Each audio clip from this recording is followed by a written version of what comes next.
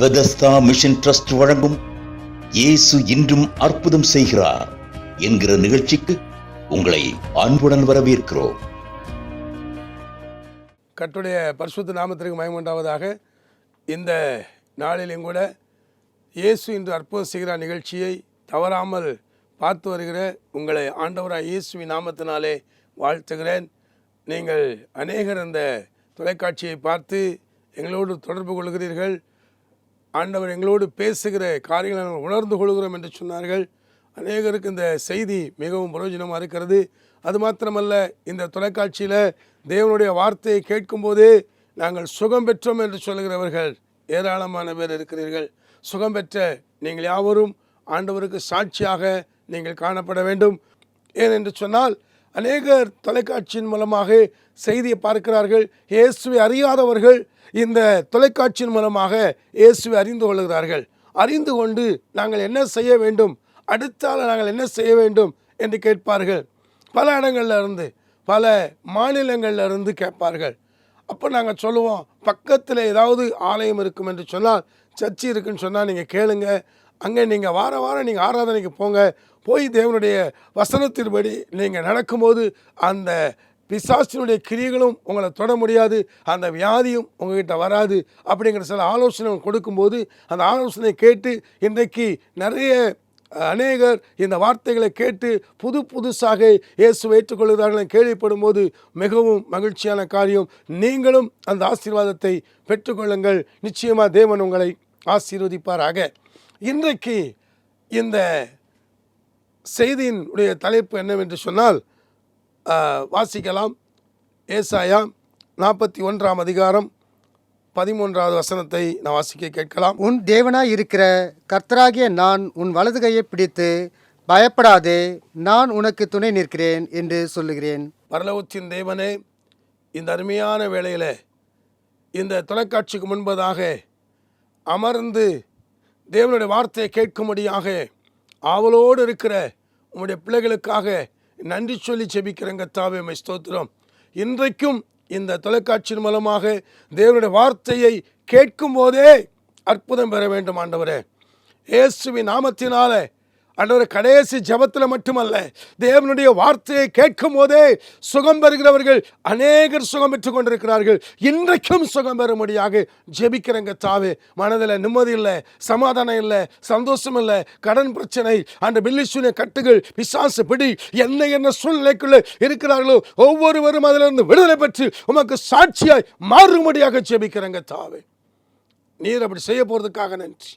ஹல்லேலூயா. இந்த வேளையில் கூட தேவ பிரசன்னம் அவங்க மேலே இறங்கி இருக்குது. ஹல்லேலூயா. நன்றி ஆண்டவரே. அவங்க இருக்கிற அந்த வீட்டை தேவ ஆவியானவர் நிரப்புகிறவராக இருக்க நன்றி. இயேசுவே, அந்த குடும்பத்தை நீர் ஆசீர்வதிக்கிறதுக்காக நன்றி. ஒரு விடுதலை கொடுக்கிறதுக்காக நன்றி ஆண்டவரே. உம்மை ஸ்தோத்திரிக்கிறோம் அப்பா. இப்பொழுதே அதிசயம் செய்வதற்காக நன்றி. தொடர்ந்து நாம மையப்படட்டும். இயேசுவின் நாமத்தினால் ஜெபிக்கிறேன் பிதாவே. ஆமென், ஆமென். Praise the Lord. இதனாலும் கூட இந்த மாதத்தின், ஜூன் மாதத்தின் வாக்குத்தத்த வசனம் என்று சொல்லும்போது, ஒவ்வொரு மாதமும் தேவன் வாக்கு கொடுக்கிறார். நம்முடைய தேவன் ஒரு வாக்குத்தத்தம் கொடுத்து விட்டார் என்றால், அந்த வாக்குத்தத்தத்தை நிறைவேற்றும் வரைக்கும் அவர் நம்மை விடவே மாட்டார். அந்த வார்த்தையை நீங்கள் பிடித்து கொள்ள வேண்டும். ஆண்டவரே, நீங்கள் சொன்னீர் அல்லவா, நீங்கள் சொல்லியிருக்கிறீங்களே, ஆபிரகாமுக்கு தேவன் வாக்குத்தத்தம் கொடுத்தா. ஆபிரகாமுக்கு வாக்குத்தத்தம் கொடுத்து அந்த வாக்குத்தத்தம் நிறைவேறு வரைக்கும் தேவன் ஆபிரகாமை கைவிடவில்லை. அது மாத்திரமல்ல, அவர் சொன்னார், உன் சந்ததியை நான் ஆசீர்வதிப்பேன் என்று சொன்னார். தலைமுறையாக உன் சந்ததியை நான் ஆசீர்வதிப்பேன் என்று சொன்ன அந்த வாக்குத்தத்தம் இன்றைக்கு வரைக்கும், இந்த நாள் வரைக்கும் அந்த வாக்குத்தத்தம் நிறைவேறி கொண்டிருக்கிறது. அது என்ன ஒரு வசனம் தானே, இது என்ன அப்படின்னு நினைத்து கொண்டிருக்கலாம். இல்லை, தேவன் ஒவ்வொருத்தருக்கும் வாக்குத்தத்தம் கொடுத்து நடத்துகிறவராக இருக்கிறார். சொல்ல பைபிள் எல்லாமே வாக்குத்தத்தம் தான், எல்லா வாக்குத்தத்தம் தான். ஆனால் சில வாக்குத்தத்தங்களை தேவன் நமக்கு கொடுத்தார் என்றால், நாம் அவருடைய சமூகத்தில் காத்திருக்கும் போது அந்த வாக்குத்தத்தத்தை தேவன் நிறைவேற்ற வல்லவராக இருக்கிறார். வருஷம் எல்லா ஆலயத்திலுமே அந்த வாக்குத்தத்த கார்டு கொடுப்பாங்க. அந்த வாக்குத்தத்தத்தை வாங்கி சிலர் அதை பிடித்து ஜெபம் பண்ணுவாங்க. சிலர் அந்த வாக்குத்தத்தத்தை வைத்து விடுவார்கள். வாக்கு கொடுத்தவர் உண்மை உள்ளவர். உங்களை வாக்கு கொடுத்துட்டார்னா அதை நிறைவேற்றுவதற்காக அவர் உண்மை உள்ள தேவனாக இருக்கிறார். அவர் சொல்கிறார், நான் உனக்கு சொன்னதை செய்யும் அளவும் உன்னை கைவிடுவதில்லை. ஒரு வார்த்தையை சொல்லிட்டார்னா அதை செய்யும் வரைக்கும் அவர் கைவிடவே மாட்டார். எத்தனை வாக்குத்தத்தம் உங்களுக்கு கொடுத்தார். எனக்கெல்லாம் அநேக வாக்குத்தத்தங்களை கொடுத்து ஒவ்வொரு வாக்குத்தத்தத்தையும் பிடித்து தேவ சமூகத்திலே ஜெபிப்போம். மாதமான உடனே 1ஆம் தேதி விசேஷித்த வாக்குத்தத்தத்துக்காக அதிகாலை 5 மணிக்கு வாக்குத்தத்த ஜெபம் இருக்கும். அந்த வாக்குத்தத்த வசனத்தில் அந்த வாக்குத்தத்தம் அதை பிடித்து அவங்க ஜெபிக்கும் போது அந்த மாதத்தில் என்ன வாக்குத்தத்தம் கொடுத்தாரோ அதை அப்படியே நிறைவேற்றுகிறார். வாக்குத்தத்தத்தை அதான் நம்முடைய தேவனுக்கு நிறைய பேர் இருக்கு. அதில் ஒன்று வாக்குத்தத்தத்தின் தேவன். வாக்குத்தத்தத்தின் தேவன். இந்த நாளில் கூட அவர் சொல்லியிருக்கிற வார்த்தை என்னவென்று சொல்ல வாசிக்க கேட்டோம். உன் தேவனாயிருக்கிற கர்த்தராகிய நான், உன் தேவனாயிருக்கிற கர்த்தராகிய நான். அவன் உங்களை பார்த்து சொல்லுகிறார். உன் தேவன் என்று சொன்னால் ஒருவேளை அது கிறிஸ்தவர்களுக்கு மட்டும்தானா? இல்லை, யாரெல்லாம் இந்த வார்த்தை கேட்கிறீர்களோ அவர்களுக்கும் அவர் தேவன்தான். அவர்களுக்கும் தேவன்தான். யார் இந்த வார்த்தை கேட்டுக்கொண்டிருக்கிறார்கள், இதை கேட்கிறீர்கள். யூடியூப்ல கேட்கலாம், ஒருவேளை நம்பிக்கை டிவியில் இங்கே கேட்டுக்கொண்டிருக்கலாம். ஆனால் இந்த வார்த்தை கேட்கும் போதே உன் தேவனாயிருக்கிற கர்த்தராகிய நான், அந்த உன் தேவனாயிருக்கிற கர்த்தராகிய நான் என்று சொல்லி தன்னை அவர் அறிமுகப்படுத்துகிறார். சொல்லுகிறார், நான் தான் உன் தேவன், உன்னுடைய தேவன் நான் தான் என்று சொல்லுகிறார். அப்ப எப்படி உன் தேவன் என்று சொல்லுகிறார்? அப்படி என்று சொன்னால் மனிதனை தேவன் உருவாக்கினார்.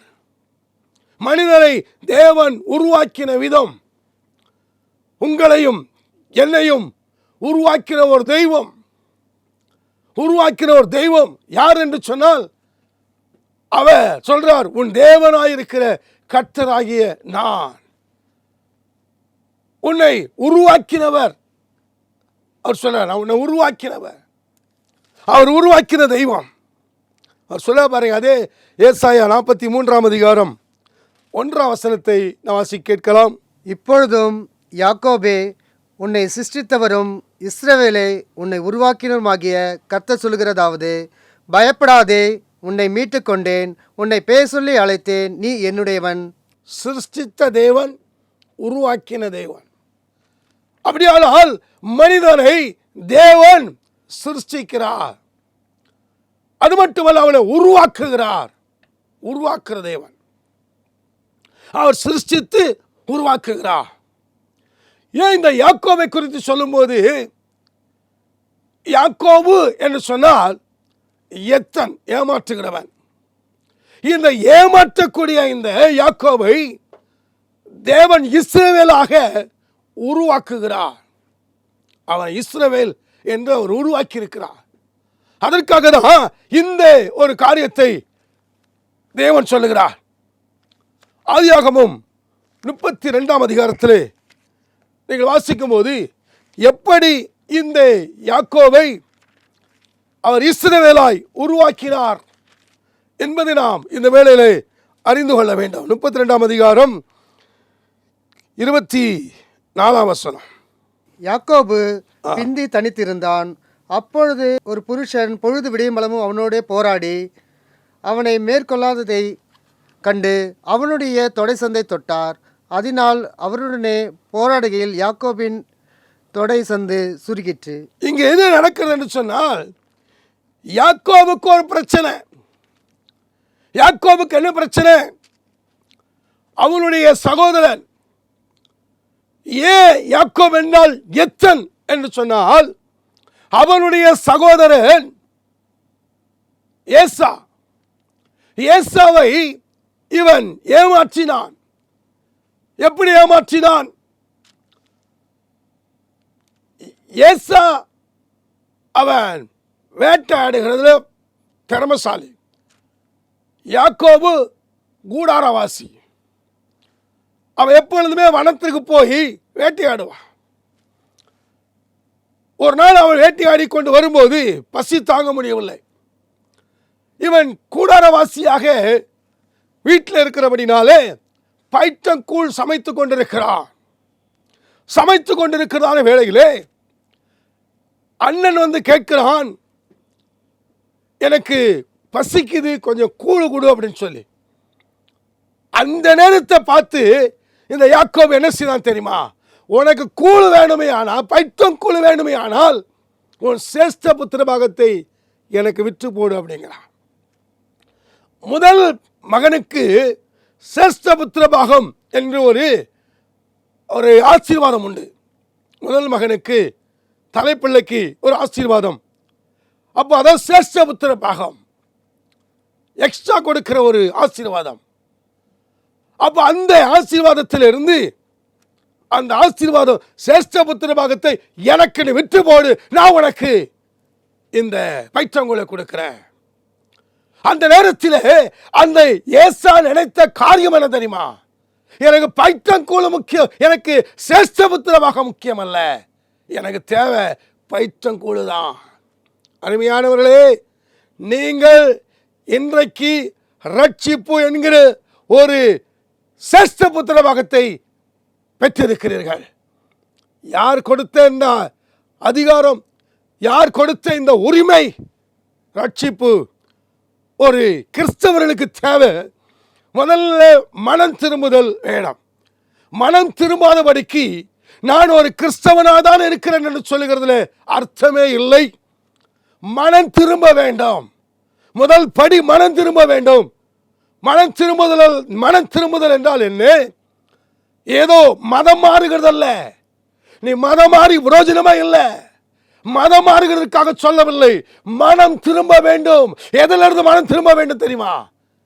செய்து கொண்டிருக்கிற தவறான காரியங்கள் நல்லவர்களை போல இருக்கிறது, ஆனால் ஏமாற்றுகிறதுல முதல் ஆளாக இருக்கிறது. பலவிதமான காரியங்கள். இன்னைக்கு நீங்கள் யோசித்து பாருங்கள். உலகத்திற்கு நேராக திரும்பும் போது எல்லாம் உள்ள வருகிறது. ஆனால் உலகத்தை விட்டு சற்று இயேசுவின் இடத்தில் திரும்பி பாருங்க. இயேசுவின் இடத்தில் ஏன்னா அதுதான் யோவான் ஸ்நானகன் சொல்லுகிறார். என்ன சொல்ல தெரியுமா?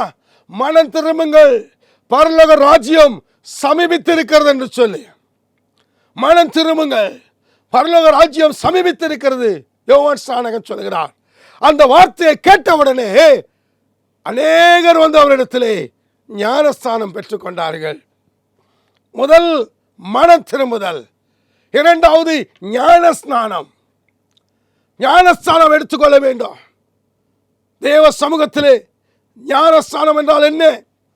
ஒருவேளை நினைக்கலாம், ஏதோ என்ன சின்ன பிள்ளைகளே ஞானஸ்தானம் கொடுத்துட்டாங்க, அதனால ஞானஸ்தானம் எடுத்துட்டு. அப்படி அல்ல. ஞானம் வந்ததற்கு பிறகு எடுக்கிறதா ஸ்நானம். அதுதான் ஞான ஸ்நானம். ஞானம் வந்ததற்கு பிறகு ஸ்நானம் பண்றது. ஸ்நானம் என்றால் குளிப்பு. ஞானம் எப்போ வருகிறதோ அப்பொழுது மூழ்கி எடுக்கிறதால் ஞான ஸ்நானம். அதை அறிந்து கொள்ள வேண்டும். அது மட்டுமல்ல, அந்த ஞானஸ்தானம் எடுக்கும் போதுதான் முதல்ல மனம் திரும்புதல், அப்பதான் ரட்சிப்பு, ஞானஸ்தானம், அபிஷேகம். இதெல்லாம் நாம கிறிஸ்துவுக்குள்ளே வரும்போது அது ஆண்டவர் நம்மை நடத்துகிற விதம் அப்படி இருக்கும். அந்த விதத்தை அறிந்து கொள்ள வேண்டும்.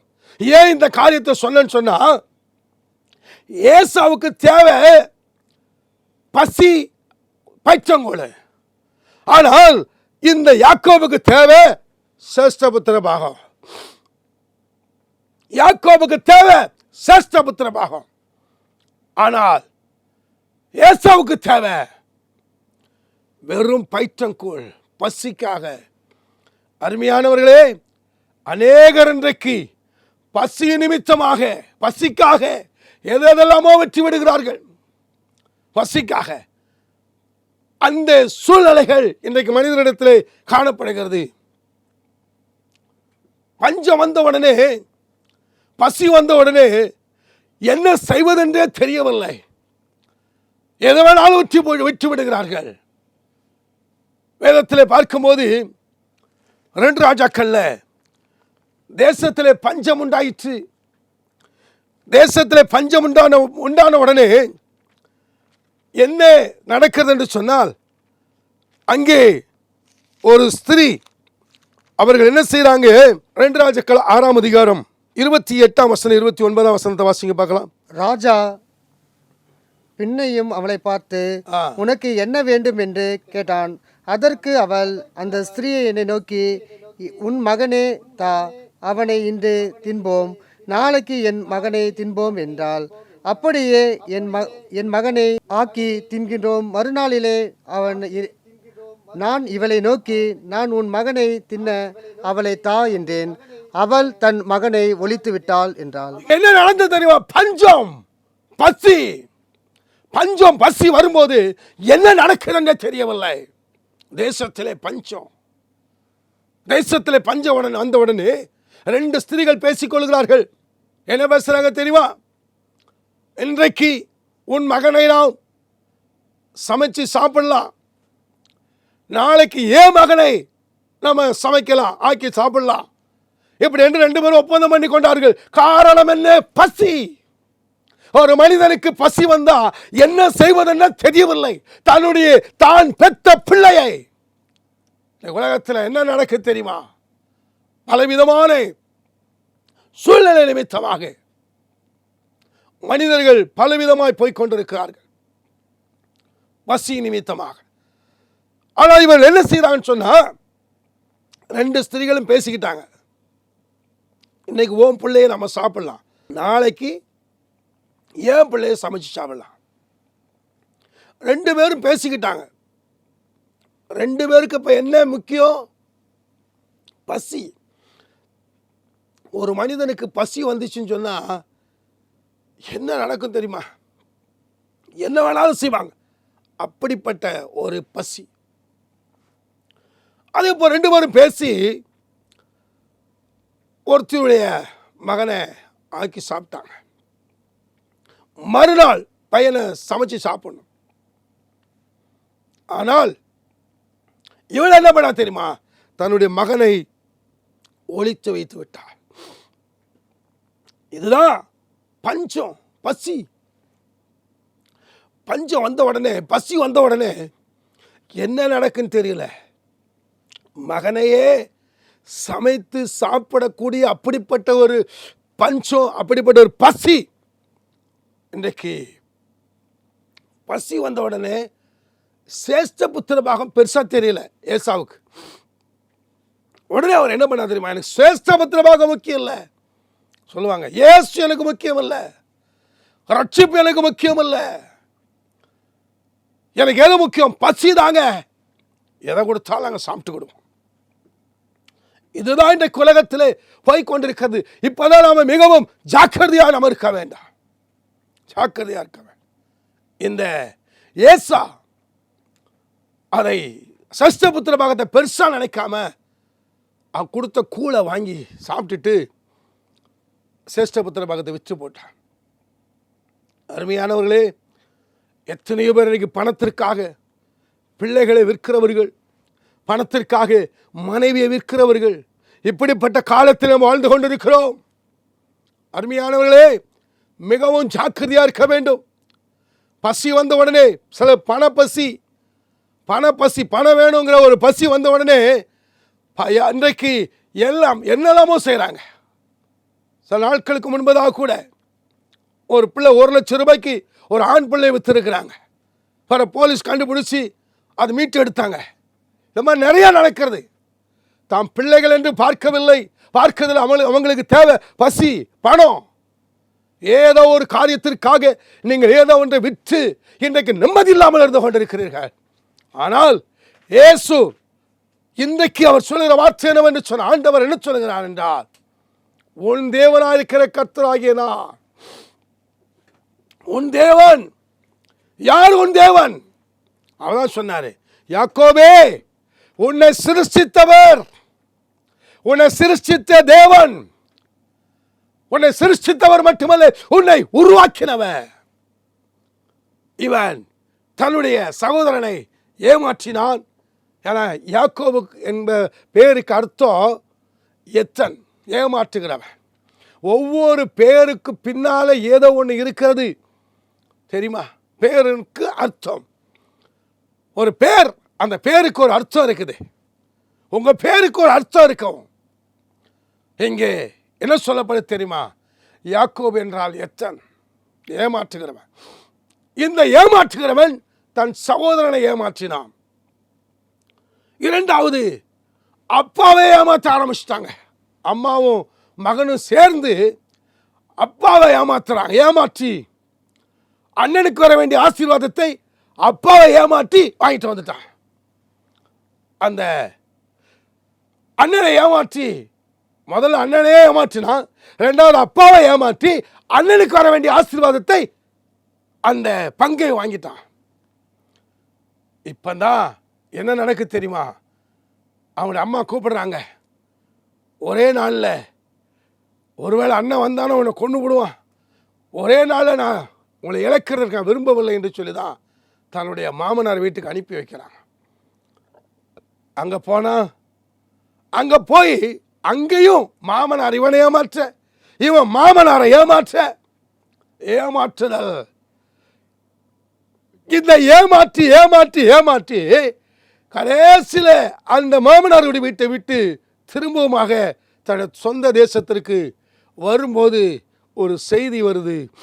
என்ன செய்தி தெரியுமா? உன் சகோதரன் கிட்டத்தட்ட 400 பேரோடு கூட உனக்கு விரோதமாக எழும்பி வருகிறான், உன்னை கொலை பண்ணுறதுக்கு வருகிறான். இந்த வார்த்தை கேட்கும் போது வருஷம் 20 வருஷத்துக்கு மேலே ஆகிப்போச்சு. இன்னுமா என் அண்ணன் பகைய வச்சிருக்கிறான்? ஆமா, நீ செய்த காரியங்களை இன்றைக்கும் ஞாபகம் வைத்து உனக்கு விரோதமாக எழும்பி வருகிறார்கள்.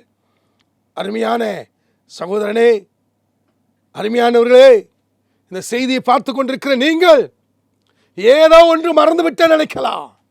இன்னைக்கு ஆண்டவராய் இயேசு கிறிஸ்து இன்னைக்கு உங்க வாழ்க்கையில ஒரு அற்புதம் செய்ய போகிறார். அது நிமித்தமாய் சாபமா? அது நிமித்தமாக வேதனையா? அது நிமித்தமாக துக்கமா? இவன் மாமனாருடைய வீட்டில் இருந்தாலும் கூட அவன் எதை நினைக்கிறான் தெரியுமா?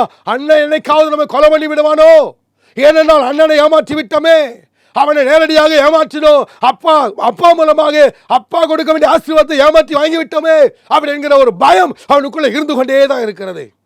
இன்றைக்கும் ஏதோ ஒரு பயத்தோடு இருக்கிறல்லவா? அந்த பயம் இன்றைக்கு உங்களை விட்டு நீங்க போகிறது. அதனாலதான் இயேசு இன்றும் அற்புதம் செய்கிறார். இன்னைக்கு உங்க வாழ்க்கையில அற்புதம் நடக்க போகிறது. விசுவாசித்தால் அடைய மகிமை நீங்கள் காணப்போகிறீர்கள். இப்ப யாக்கோபுக்கு என்ன பிரச்சனை? இப்ப யாக்கோபு தன்னுடைய ஊருக்கு போகும்போது வந்த செய்தி என்ன செய்தினா, உன் சகோதரன் உனக்கு விரோதமாக உன்னை கொலை செய்யும்படியாக எதிர்பார்த்து கொண்டிருக்கிறான், விரோதமா வருகிறான். இப்ப எங்க போகிறது? யாருகிட்ட போகிறது? என் பிரச்சனைக்கான யாரிடத்துல போகிறது? உங்க பிரச்சனைக்காக மனிதனிடத்தில் போய் நீங்கள் ஏமாற்றம் அடைந்திருக்கிறீர்கள். எத்தனையோ ஏமாற்றம் அடைந்து நீங்கள் வேதனையா இருக்கிறீர்கள். அருமையானவர்களே, ஏமாற்றத்திற்கு ஒரு முற்றுப்புள்ளியை வைக்க முடியாகவே இன்றைக்கு இந்த நாளிலே இயேசு உங்களோடு இந்த வார்த்தையின் மூலமா பேசுகிறார். ஒரு பக்கத்தில் பயம், ஒரு பக்கத்தில் அவன் செய்த பாவம், அவன் செய்த அந்த ஏமாற்றின பாவம், ஏதோ ஒரு பாவம் உங்களுக்கு விரோதமாக செயல்பட்டு கொண்டிருக்கிறது. நீங்க சொல்றீங்க, என்னென்னலாமோ நான் பண்ணி பார்க்கிறேன், ஜோமனி பார்க்கிறேன், மற்றவங்களுக்கு ஜோமனை சொல்றேன், என்னெல்லாமோ செய்து பார்க்கிறேன், எதுவுமே நடக்கல அப்படின்னு நினைக்கிறீங்களா? இன்றைக்கு இந்த வேளையில நீங்கள் யாரிடத்தில் வர வேண்டும் தெரியுமா? யாக்கோபு என்ன நினைக்கிறான்னா, இந்த பிரச்சனையில தான் விடுதலை பெற வேண்டுமையானா அவன் தேவனை தேடி போகிறான். உன் தேவனாயிருக்கிற கர்த்தராகிய நான் அவரை தேடி போகிறான். என்ன நடக்கிறது என்று சொன்னார், இவன் நேர அவன் மனைவி, பிள்ளைகள், ஆடு மாடு எல்லாவற்றையும் அக்கறைப்படுத்திட்டான். என்ன என்ன இருக்கிறதோ எல்லாவற்றையும் ஆற்ற கடக்க பண்ணினான் யாக்கோபு. இரண்டாவது, அவன் பிந்தி தனித்திருந்தான். மூன்றாவது, ஆண்டவரோடு ஜெபிக்க ஆரம்பிக்கிறான்.